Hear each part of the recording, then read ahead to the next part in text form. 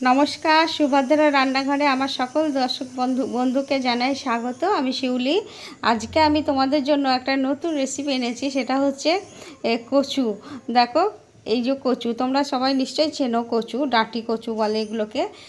তো এই যাই হোক, এই কচু আর আলু আর ডিম দিয়ে আমি আজকে ডালনা বানাবো। তোমরা ডিম দিয়ে আলু দিয়ে আমরা জানি সবাই খায়, কিন্তু আলুর সাথে কচু দিয়ে ডিম আলু কচু দিয়ে ডালনা তোমরা খেয়েছো কিনা জানি না। ভালো হয় খেতে, অসম্ভব সুন্দর হয়। এটা আমার হাজব্যান্ড, আমার বর খুব ভালোবাসেন, তো যার জন্য আজকে এটা বানাবো। তো আমি ভাবলাম তোমাদের সাথে একটু শেয়ার করি। তো যার জন্য তোমাদের সাথে আজকে এটা আমি শেয়ার করব। তো আমি ডিম আলু কচু সব রেডি করে নিই, ডিম সিদ্ধ করে নিই, তারপরে আমি কিভাবে রান্নাটা করছি তোমাদের আমি দেখাবো। এখন আমি রাখছি। আমার ডিমগুলো সিদ্ধ হয়ে গেছে।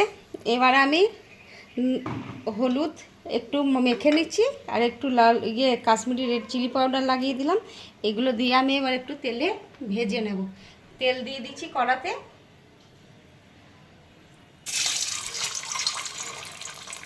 ডিমগুলো আমি ভেজে তুলে নেব। প্রথমে ডিমগুলো আমার ভাজা হয়ে গেছে। আমি ডিমগুলো দেখাইনি, এই যে একটু করে ছুরিতে করে করে সব কেটে দিয়েছিলাম, হ্যাঁ, যার জন্য ভিতরে যাতে রস ঢোকে বলে।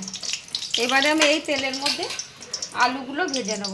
কয়েকগুলো আলু দেবো, আলুটা ভেজে তুলে নেব, আর কচুগুলোও ভেজে নেব। এবার কচুগুলো আমার ভাজা হয়ে গেছে, আমি হালকা করে ভেজে নিয়েছি। এবার আলু কচুগুলো আমি এবার উঠিয়ে নেব।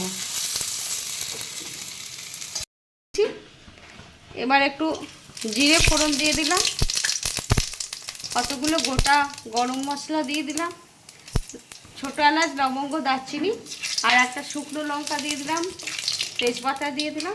এবারে এবারে এগুলো ভাজবো। ভাজা হতে হতে আমি ততক্ষণ একটা মশলা বানিয়ে নেব। মশলাটা এই যে এই মশলাগুলো বানিয়ে নিচ্ছি। সেটা হচ্ছে কয়েক টুকরো রসুন আছে, আদা আছে, কাঁচা লঙ্কা, একটুখানি পেঁয়াজ আছে, একটা ছোট্ট পেঁয়াজ, আর টমেটো আছে একটা। এগুলো আমি একসাথে বেটে নেব। এটা পেস্ট করা হয়ে গেছে। এবার আমি দিয়ে দিচ্ছি। পেঁয়াজ ভাজাও হয়ে গেছে। এবার আমি মশলাটা ভালো করে কষিয়ে নেব।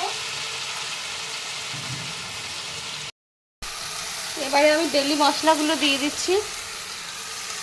এই যে একটু ধনে গুঁড়ো, জিরে গুঁড়ো আর হলুদ আর কাশ্মীরি রেড চিলি পাউডার, এগুলো আমি একসাথে দিয়ে দিলাম।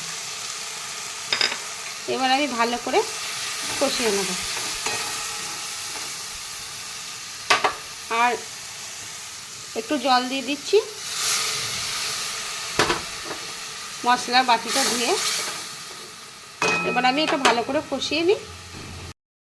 এবার আমি একটু লবণ দিয়ে দিচ্ছি, দানার চিনি দিয়ে দিচ্ছি। আমার মশলাটা কষানো হয়ে গেছে, তেল ছাড়া শুরু করে দিয়েছে। এবারে আমি আলুটা আর কচুগুলো দিয়ে দিচ্ছি। আলু আর কচুগুলো আমি মশলার সাথে দিয়ে দিচ্ছি। একটুখানি কষিয়ে নেব, তারপরে একটু উষ্ণ গরম জল দিয়ে দেবো। আর আলু কচু সব কষানো হয়ে গেছে। এবারে আমি উষ্ণ গরম জল দিয়ে দিচ্ছি একটু। ব্যাস, আর জল দেবো না, এটা তো ঘন ঘন হবে যেহেতু ডালনা। এবার একটু ফুটে গেলে আমি ডিমটা দিয়ে নামিয়ে দেব। আমার ডিমের ডালনা প্রায় হয়ে এসছে। আলু কচু সব সিদ্ধ হয়ে গেছে। এবার আমি ডিমটা দিয়ে দিচ্ছি। এবার ওপর থেকে একটু ফুটে গেলে এবার নামিয়ে দেব। আমি গ্যাসটা অফ করে দিচ্ছি। আমার ডালনা রেডি। তারপর একটুখানি স্ট্যান্ডিং টাইমের পর আমি সার্ভ করে দেবো একটু ধনেপাতা কুচি ছড়িয়ে। আমার ডিম আলু কচুর ডালনা রেডি এবং সার্ভ করে দিয়েছি। তোমরা আমি যেভাবে বানিয়েছি সেইভাবে অবশ্যই বানিয়ে খেয়ে একবার অন্তত দেখবে প্লিজ তোমরা। আর অসম্ভব খেতে হয়, এটা সুন্দর। তোমরা সবাই ভালো থাকবে, সুস্থ থাকবে। আর এখনও পর্যন্ত আমার চ্যানেলটি যারা সাবস্ক্রাইব করোনি তাদের কাছে অনুরোধ রইল, প্লিজ আমার চ্যানেলটি একটু সাবস্ক্রাইব করে দেবে, বন্ধুবান্ধব আত্মীয় স্বজনদের সাথে একটু শেয়ার করে দেবে।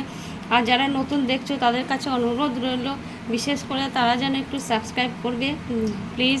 আর তোমরা সবাই ভালো থাকবে, সুস্থ থাকবে। তোমাদেরকে সকলকে অসংখ্য ধন্যবাদ, নমস্কার, অনেক অনেক ভালোবাসা।